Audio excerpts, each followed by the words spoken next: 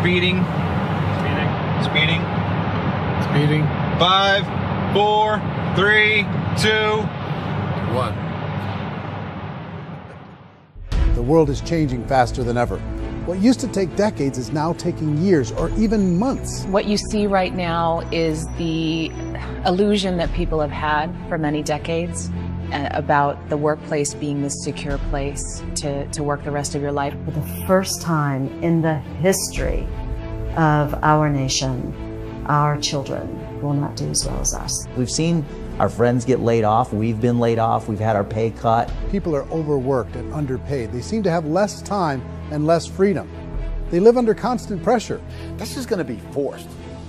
And so even if your employer loves you, they may have to cut you. There's something wrong that on Monday morning, the heart attack rate increases by 35%. Technology is accelerating, job security is declining.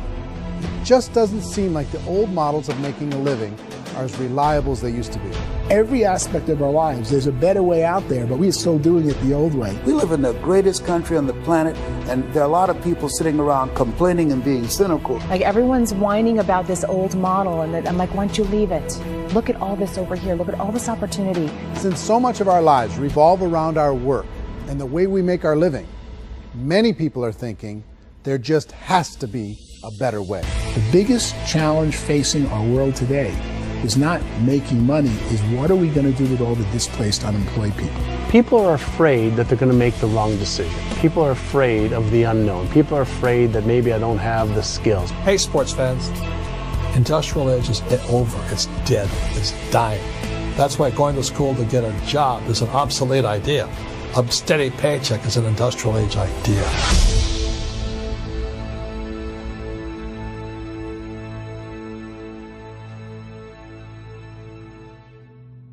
It's the search for answers that has brought us here together today. My name is Eric Worre, and for almost 30 years I've been an entrepreneur, struggling at times, but ultimately succeeding. As a best-selling author, speaker, and business owner, I've spent my entire career helping millions of people around the world to become entrepreneurs. And I believe strongly that there is, in fact, a better way when it comes to how we make a living. The career landscape has changed dramatically, and many are still working in a model that is completely out of date. What worked for previous generations isn't working as well for people today. In this film, we're going to explore 3 important questions. First, what's really going on in our working world today? Second, in this new economy, is it better to become an entrepreneur, or is it safer to work for someone else? And third, if a person decides to become an entrepreneur and start their own business, how can they do it without taking on massive risk? To help in this journey, I've brought together some of the greatest experts and thought leaders in the field of entrepreneurship to share the real facts with you. My intention is to give you new information that will allow you to make choices that are not limited by an old, outdated model. Let's start by understanding what's going on in our working world today.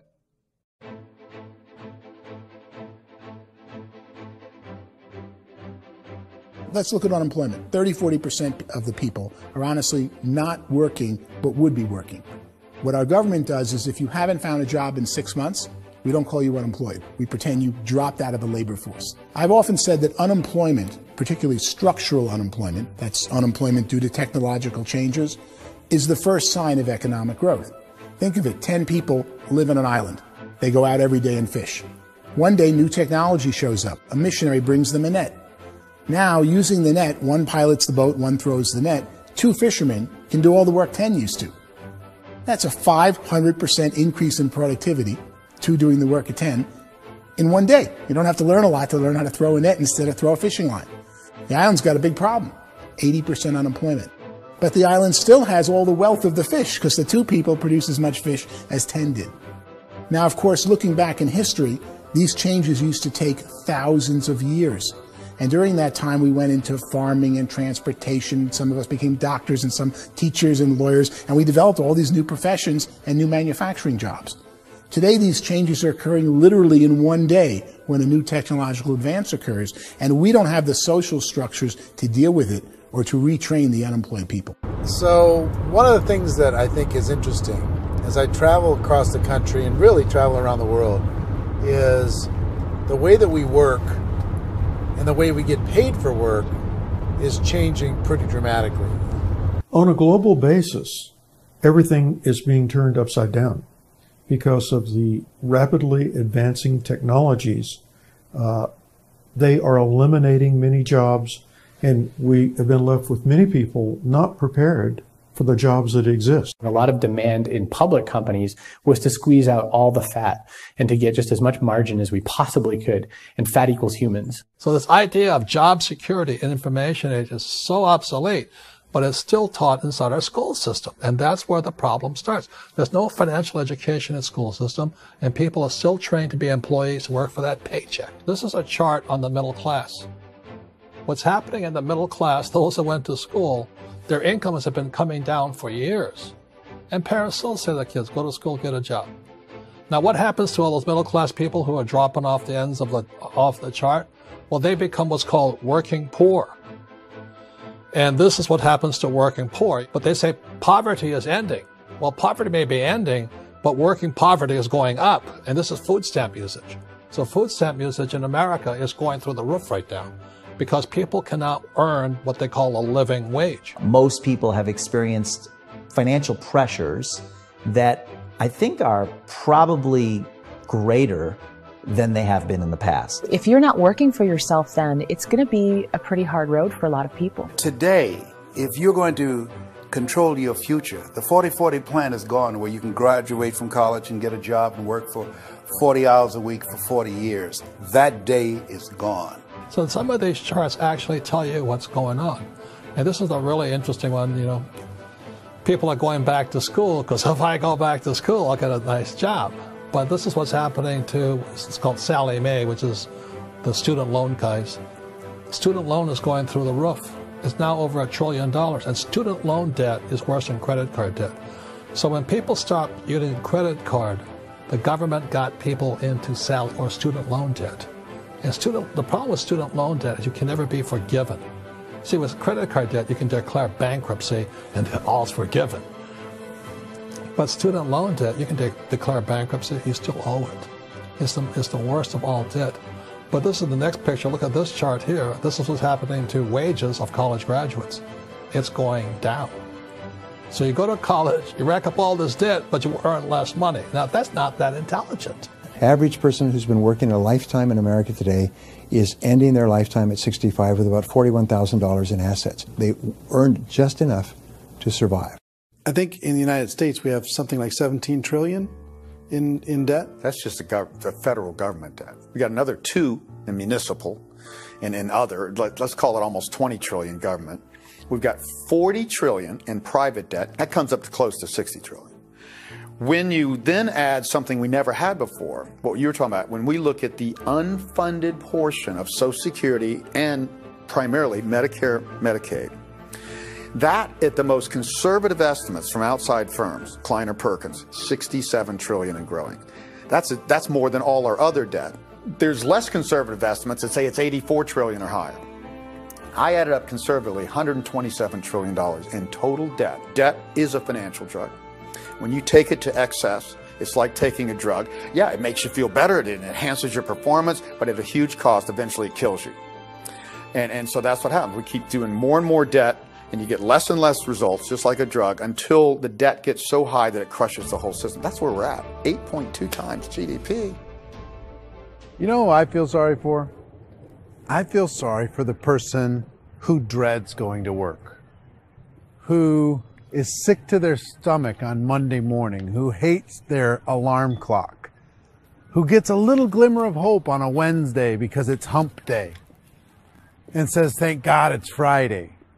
And they live for those 2 days a week where they get to be themselves and they don't have to be around people they don't like, and they don't have to play the political game in the office, and they don't have to live this half life.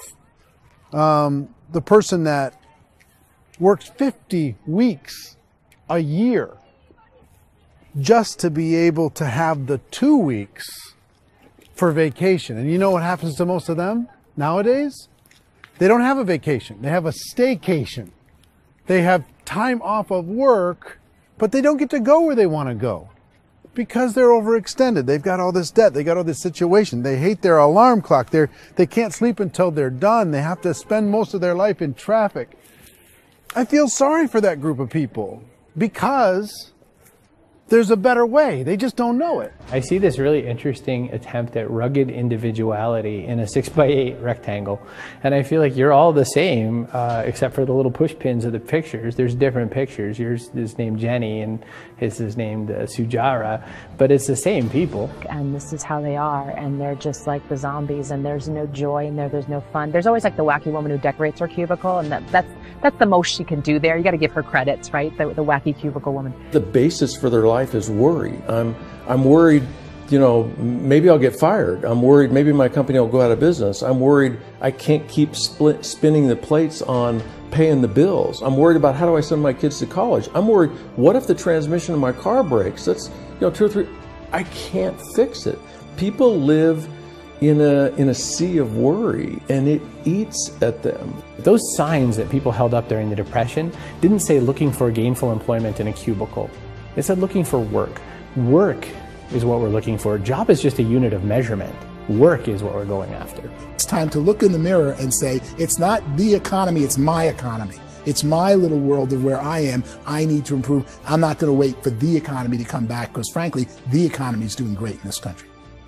So I'm here on Wall Street, the financial center of the universe, the financial capital of the world. This is where most people's money goes to at least be held for a time, right?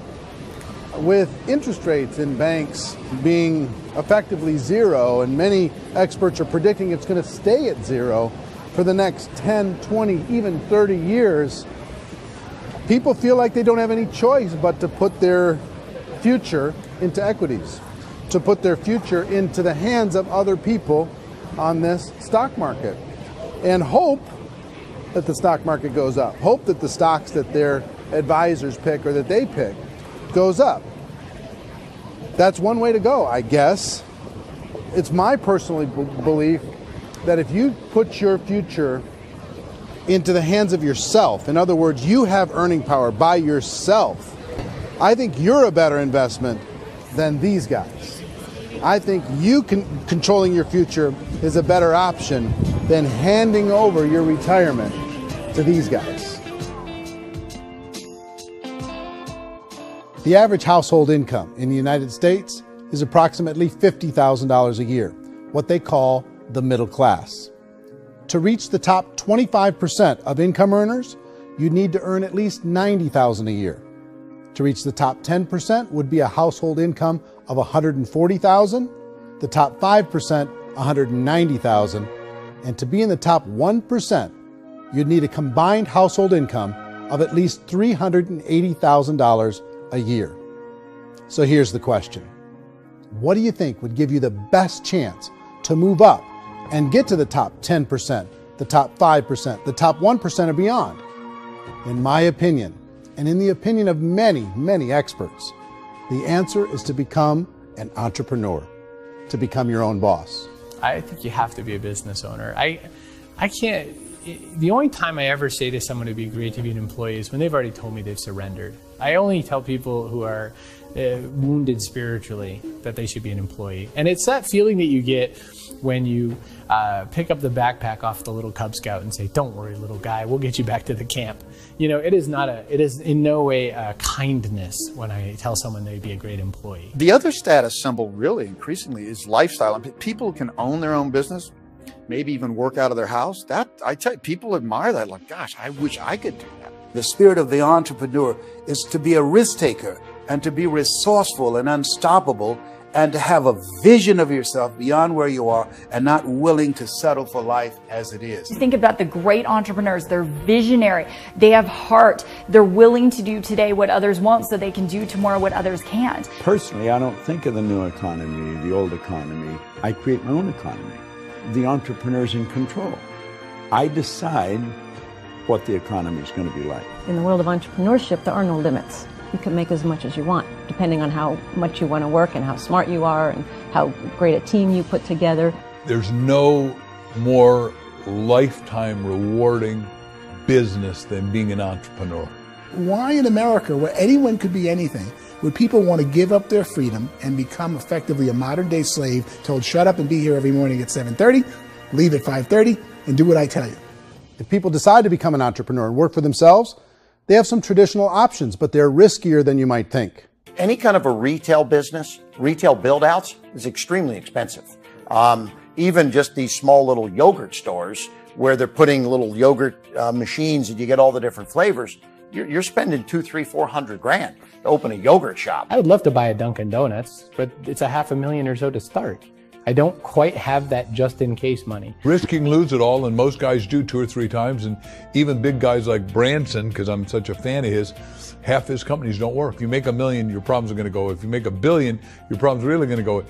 Just the opposite. You and I know when you're making $1 million, you get $1 million responsibilities. You make $1 billion, you got 1,000 times $1 million responsibilities. And most people say, I'd love to be my own boss. 70% of Americans would love to be their own boss, according to recent polls. But they don't know how to get there. Because what are you going to do? One, you could buy an existing business. If somebody's selling an existing business, you have to ask why. Usually because it's probably hard. It's probably not making as much money as they hope. 2, they could buy a franchise. A little less risk, proven system, but it's expensive to be able to do that. 3, they could start something from scratch. And that's where a lot of people feel like, I don't have the chops to do it. I don't have the money. I don't have the product idea. I don't have the expertise. I don't have whatever it's going to take to be able to get there, and I can't risk my family to do it. So 4th, they could become an investor. A lot of people in this town invest to try and figure out a way, but you got to be pretty smart with that game too, right? Venture capitalists, who are the very best and most sophisticated in investing in new breakthrough businesses, make it on 1 out of 11. That means 10 out of 11 are mediocre or fail. Most of them fail. That's the risk there. An angel investor is lucky to get 1 out of 15 or 20. A business is a team sport. Like, I have to have accountants, I have to have engineers, I have to have system designers, I have to have sales, marketing, I have to have accounting, I have to have mission statements, I have to have legal and all that. The average Joe Schmo, even me, I go out there, I don't have the skills to put a business together. I think the bottom line for the 4 traditional options is they take money, sometimes a lot of it. They take expertise, and they take time. All of that adds up to just too much risk for most people. I bought a business from somebody else, and it was a lot of work. And you start wondering, what did I just buy? Because I guess ultimately I own your email list, and I just overpaid for it. People that start their own business, they spend a lot of money, they spend a lot of time, a lot of effort to get things started. And the more you invest on the upfront, the harder you typically work at it. I can tell you what the success rate is of a restaurant. What is it? They're crazy enough. About 90% of them fail. About 90%, in how quickly? Year or less. Wow. And if we're talking non-franchise, we're talking franchise, Sure. That's totally different. Yeah. But our students aren't getting franchise restaurants. You gotta invest big money. Exactly. And with someone like McDonald's, you've had to work with the company for a long period of time, really know the To even have a chance at investing $1 million. have a chance, and it's a slim chance. What if there was a way that you had all the proven aspects, the comfort aspects, and you could still control your own life? What if there was both? In other words, you didn't have to create everything from scratch. You didn't have to be a super leader. All you had to do, what if there was a proven product already? You didn't have to create the product. And there's a proven system already, proven training already. Everything except an employer. That was the only thing that you didn't have. Do you think more people would be open to working for themselves in that environment?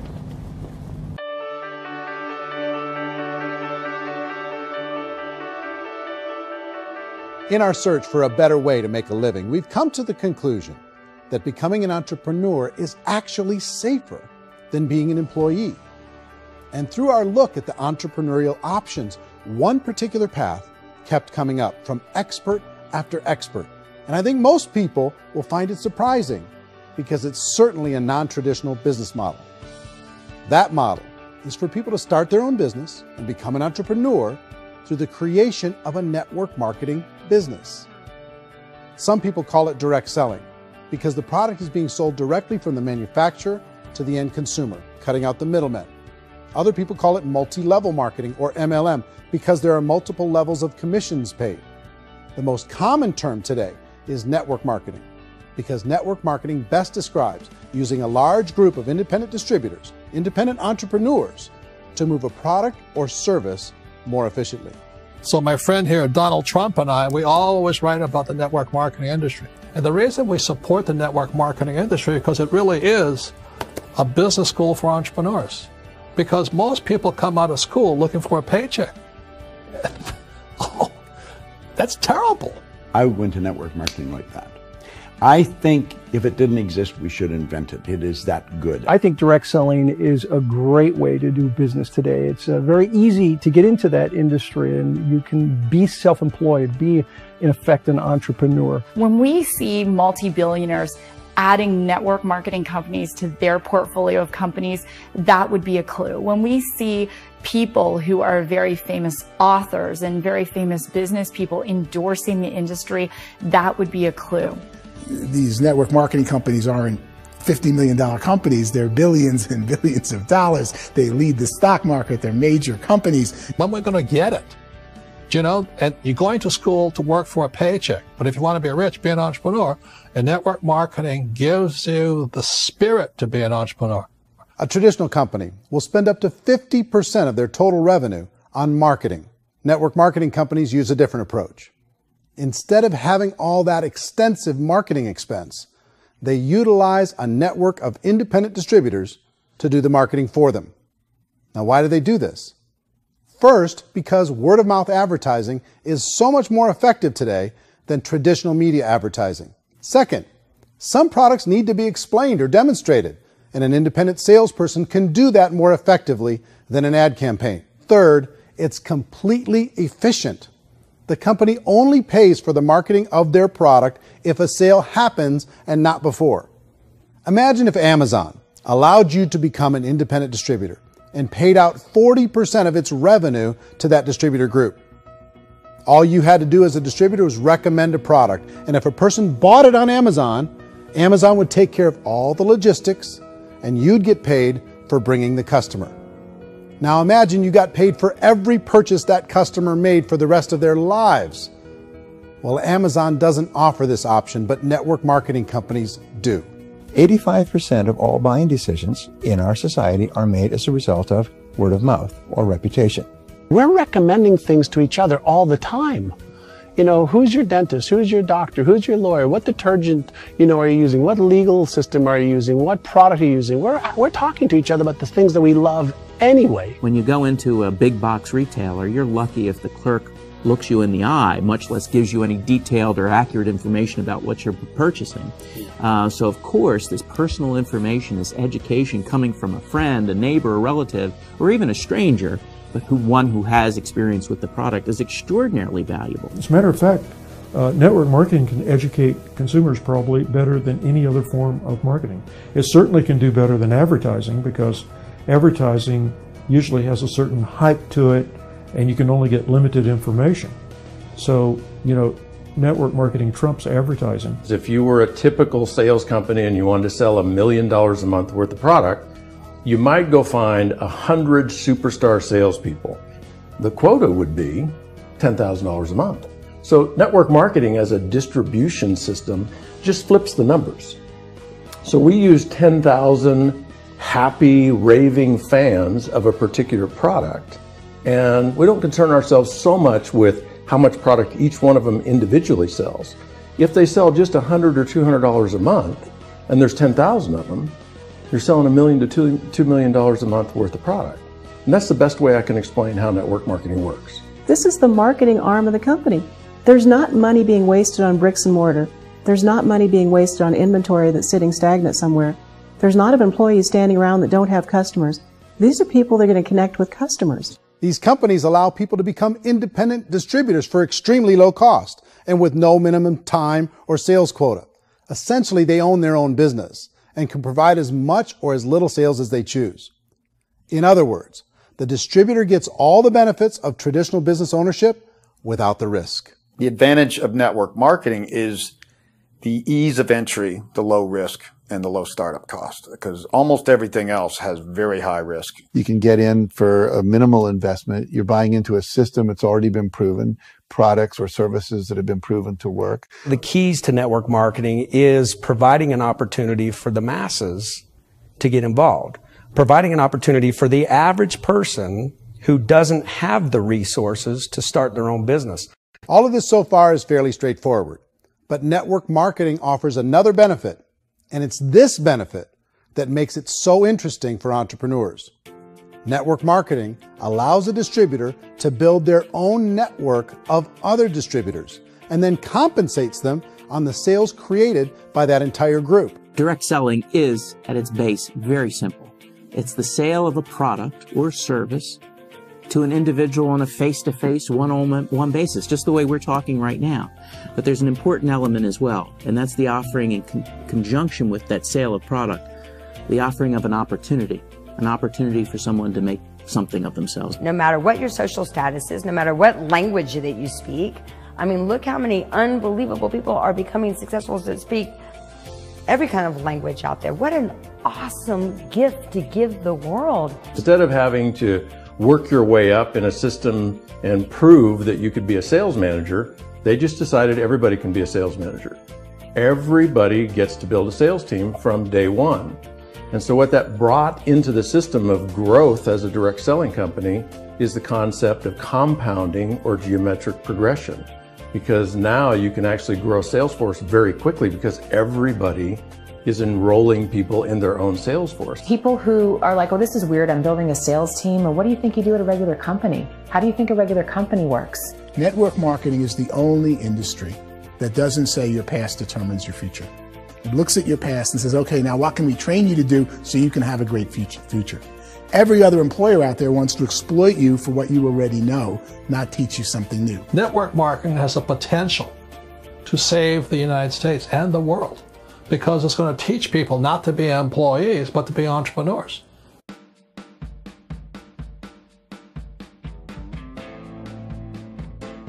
According to the Direct Selling Association, if you add up all the network marketing companies around the world, they combine to do over $178 billion a year in retail sales. To give you an idea of how big that really is, the NFL, the National Football League, does approximately $9 billion a year. The music industry does a little more than $16 billion a year, and the movie industry does about $80 billion a year. Using a conservative average, network marketing companies pay their distributors about 40% of that $178 billion in the form of commissions, which adds up to more than $71 billion a year. That's almost $6 billion a month. It's almost $200 million in commissions every single day. So it's certainly working, and people are making serious money in network marketing. With the growth of the direct selling industry over the last 10, 15, 20 years, we've seen a broader understanding of the channel. We have seen more and more people getting involved in the business, so our penetration in the marketplace has increased, and thus the understanding in the marketplace of who we are has increased. And we've seen non-direct selling companies look at the direct selling model and say, something's going on there. People are making money, companies are being profitable, individuals are being motivated, product is being delivered to market. Maybe we should explore this. Some people think only the people at the top make money. Well, let's take a look at that as well. In the network marketing profession, there are roughly 500 people in the world who earn over $1 million a year. If you round that number up to $2 million a year, that adds up to about $1 billion a year. That takes the $71 billion paid out each year down to $70 billion. So where does the rest of the money go? The vast majority goes to part-time people making anywhere from a few $100s a month to many thousands of dollars a month. It goes to people who choose to make it a full-time career move and earning even more than that. Every day, people are using the money they earn through network marketing to pay off debt, have more fun, and improve the quality of their lives. Everyone I know in network marketing has been doing that since the 50s. They go to work when they want to go to work. They stop working when they want to take time with their children to have a leisurely breakfast and discuss issues and driving to school. They go back to work when they get home, wherever they're working out of. The biggest thing that I've seen is people that have become much happier in their life. MLM has probably made more millionaires of more people in more countries, and I've spoken to them in 67 countries, than any other single form of business, starting from nothing. If they have a choice between working a job for the next 10 years or working a network marketing business for the next 10 years, the result of working the network marketing business will be better. A lot of people within the industry go on and make this a career and do extremely well at it. Network marketing has been nothing but good for everyone I know that's been involved with it, because they did it seriously and they played full out and they've been very successful. It's been a constant barrage of success stories and people showing off stuff that they got as a result of it. How many people are involved? Approximately 16 million Americans and 96 million people around the world are currently participating in network marketing. And in a recent poll, 82% of those people report a good, very good, or excellent experience with network marketing. So people are happy.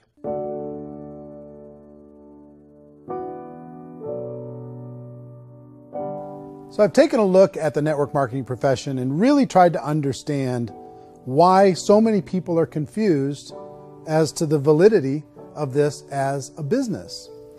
One is this pyramid shape. People get really messed up with this pyramid. Oh, it's one of those pyramid things. So I just think there are a lot of haters out there who really don't understand the industry and say, oh, it's a get-rich-quick scheme. It's a pyramid. Well, corporate America is a pyramid scheme. You know what I mean? It goes like this. You have thousands of MBAs, let's say working for Ford or General Motors or Coca-Cola. If all these MBAs, they're all trying to get to here, that's a pyramid. Only one guy's going to make it. Every 10 years, one's going to make it. Whereas you look at network marketing, it's like this. So you're here, and your job is to develop other CEOs coming up behind you. So it's an inverse pyramid. In network marketing, it's a very simple concept. If you sell product, you get paid.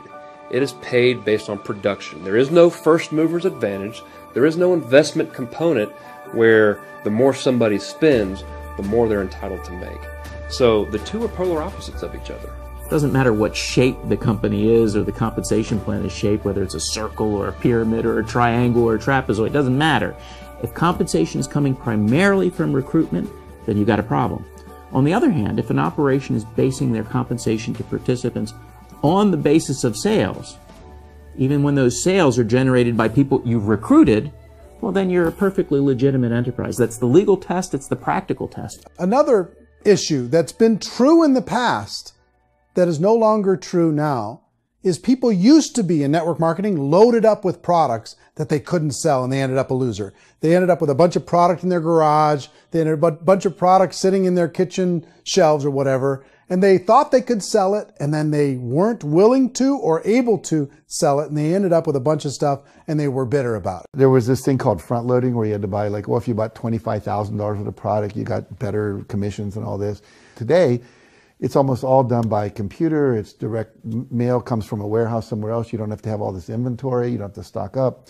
It's a paperless world now. Most of it's done online. You have a back office. It really works. And I mean, the technology has changed everything.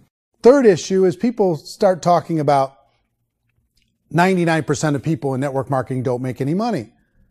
Well, we've talked about that over the course of this journey together. Almost $200 million a day is being paid out to network marketing distributors around the world. The naysayers, the people who say that it doesn't work, are usually the ones who just don't know how to make it work for themselves. And so they're giving you an opinion, and I tell people, don't confuse people's opinions with expertise, because opinions are free. And don't confuse sincerity with the truth, because people can be sincerely wrong. But here's the reality inside of network marketing. The vast majority of people that get involved in network marketing just become customers, and they get involved to be able to purchase product at a lower price.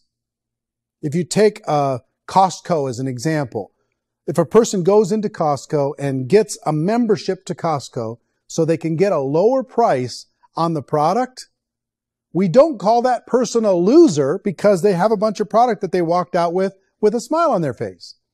Yet when some people want to take a look at network marketing, they say, well, those people, they're just using the product and they aren't earning an income, so they must be a loser. They're not a loser. They're a happy customer. That's the vast majority of people that are involved in network marketing. Now, a smaller percentage of those people decide to go build a business. They earn $300 a month, $500 a month, $1,000, $2,000. That's the bulk of earnings in network marketing. And then there's the few that really decide to take it serious, really decide to build a large network, really work to make that network very, very productive. And those people make huge amounts of money and there's no cap. What I do as an outside economist, just somebody looking at this industry like any other industry I speak and say, look, what's the realities of this? 1% do incredibly well. 10% generate some additional income at pretty low risk and effort. That's fine. And 90% of people roughly end up customers. One thing that I think is real when it comes to people's perceptions about network marketing is people put this, and distributors, I think, involved in network marketing have some responsibility for this. They have sometimes unrealistic claims about the product or about the income. Most people who become distributors, they want the money, they want to be successful, but they don't have the skills. They don't know what to do. And when people don't know what to do and they're in a new business, they're scared. And when they're scared, they panic and desperation kind of sets in. So they think everyone they talk to has to get in. So if I talk to you and you say, well, no, I don't have time to do that, they're like, no, I need you. You have to do this or I won't be successful. So I start clawing on you. I start that desperation. So then I start making claims about the product, which are not appropriate, probably not even true. Or I start saying, oh, let me show you how you can make all this money and you don't have to do anything, Eric. And so you just totally misrepresent the opportunity, and you're clingy with people because you think you need everybody to be successful, and you don't. You know, one of the messages that I try to deliver most forcefully to companies as well as salespeople in direct selling is that you don't have to overpromise. The reality is in network marketing, there's a lot of hard work involved. There's a lot of effort. You're going to have to develop yourself. It's a business like anything else. It's going to take some time, but in my opinion, it's better.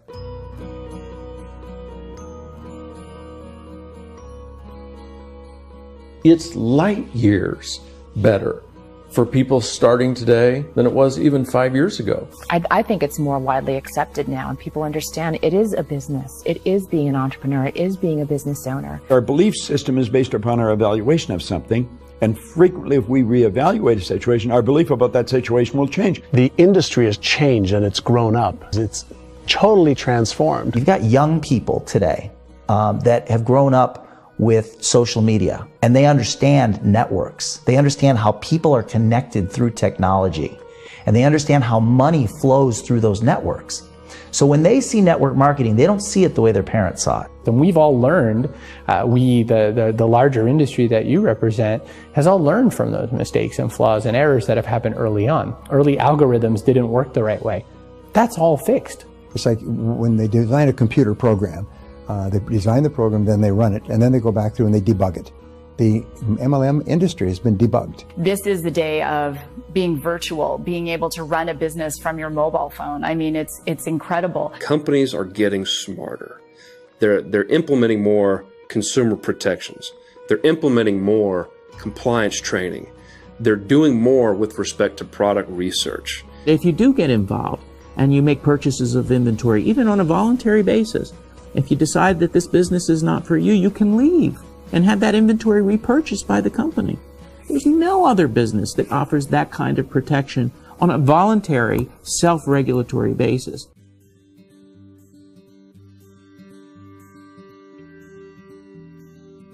If you decide to look further into a network marketing business in order to generate more cash flow for your family, I would recommend reviewing the following 4 elements.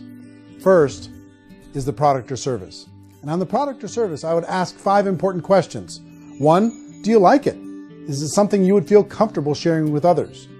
2, is there a recognized need in the marketplace? It's hard to create a need if one isn't naturally there.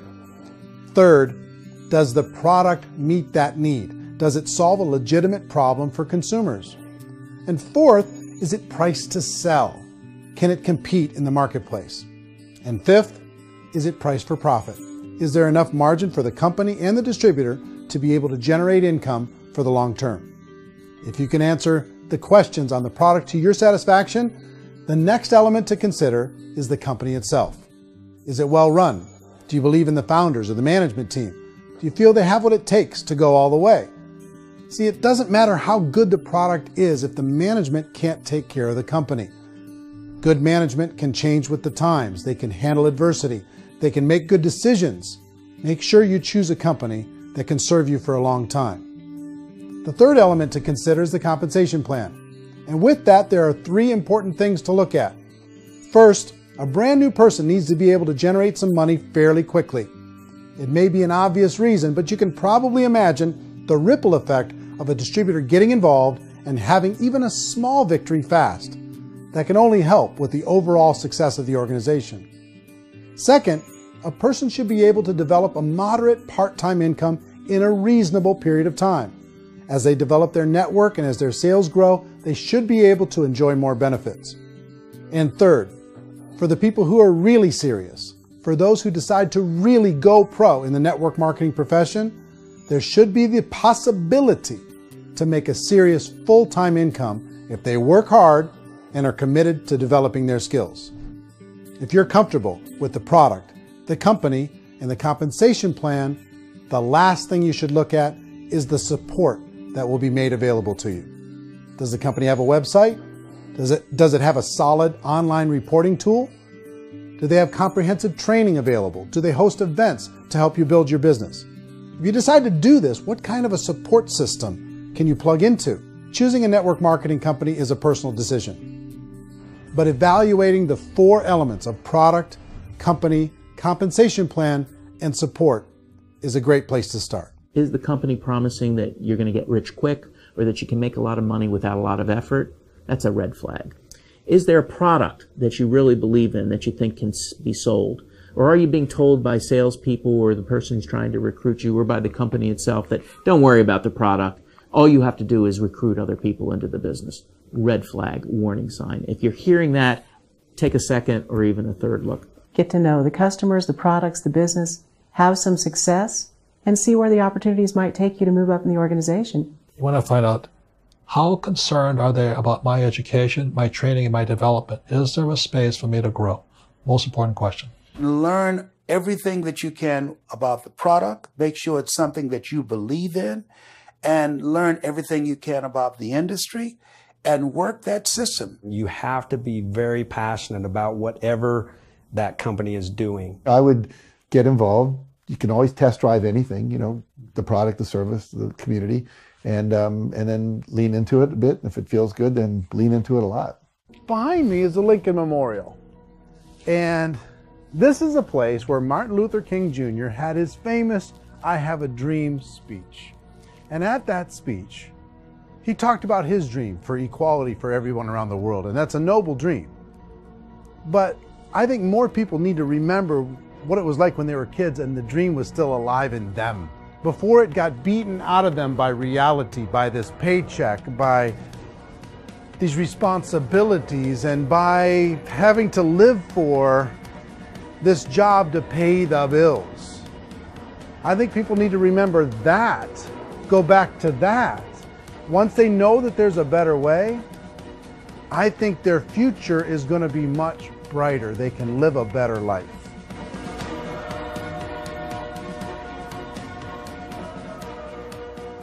So if you're considering getting involved in a network marketing company, let me offer you just a few pieces of advice. First, network marketing isn't perfect. It's emotional, it's challenging. Like any entrepreneurial venture, it can have its up days and its down days. But if you have an entrepreneurial bone in your body, it's just better. Second, if you're going to do it, decide to be professional. Decide to go pro. It's better to do that than just be this amateur sticking your toe in the water. Third, as any professional, you're going to have to learn some new skills. And I promise you, inside of the network marketing profession, they're not too difficult to learn. Fourth, like anything worthwhile, it's going to take some time. Don't expect that you're going to get to the finish line right out of the gate. And fifth, it's worth it. It's worth it to be able to take charge of your life again It's worth it to be able to control your own financial situation. It's worth it for the people you're going to be able to spend time with. It's worth it for the things you're going to be able to see and the experiences you're going to be able to experience. It's worth it for the causes you're going to be able to contribute to, the lives you're going to be able to touch, the customers you're going to be able to help, the friendships you're going to be able to develop. I promise you, it's worth it. Remember, most people are searching for answers just like you are. But I do have to tell you the catch to network marketing. If there is a catch, if you want to understand this from an emotional point of view, people say, well, it sounds too good to be true. It's not. It's hard work. But here's the catch. Most people still don't understand it. So you're going to have to endure the loss of social esteem from ignorant people. The uneducated will think less of you. Now, if you can handle that, you're on your way. If that's going to destroy you, you know what? Entrepreneurship in general probably isn't in your future. If you can face that catch, you can become unstoppable. I want everyone to really contemplate this if they're not in network marketing. You're in a job, you probably have a mortgage, you have rent, you have debt, whatever's going on. You're in a prison. You work just hard enough to keep them from firing you, and they pay you just enough to keep you from quitting. Come on! I've been there, done that, and bought that t-shirt. In network marketing, if you run into failure, it's really just a homework lesson for yourself. There's no one to blame. You really have no excuse not to be successful. You just don't. People don't want to hear that, but there's so much available to you. If you want to be a good network marketer, be a student to the people above you, be a fellow traveler to the people on the same level, and be a teacher to those below, and know when it's appropriate to do which. People who are not afraid of asking people to buy things, or not afraid of persuading people with a chance they may say no, these people own the future. Nothing happens until something moves. So you got to go move, you got to go do something, or nothing's going to change in your life. In the beginning, you're going to do a lot of things that you don't get paid for. But as you go down the road, you get paid for a lot of things that you don't do. And your job is rehabilitate the spirit, the entrepreneur spirit in all of us. You get it back. Either give it a strong yes or a strong no, but no wishy-washy, dilly-dally stuff in the middle. There's dreams and there are nightmares, but I believe that the biggest nightmare of all is when you don't pursue your dream. You're going to see some monumental growth in this profession. It's an exciting, exciting time to be involved with the network marketing profession. The next 10 years, I see just exponential growth. When that tipping point comes, it's not a matter of asking somebody, have you ever heard about network marketing? You're really asking them, which company are you building your wealth in? We are here to fix the world, to improve relationships with other people, to improve other lives. And the real reward comes as an entrepreneur in any level from teaching somebody something and watching them soar. There is no greater reward.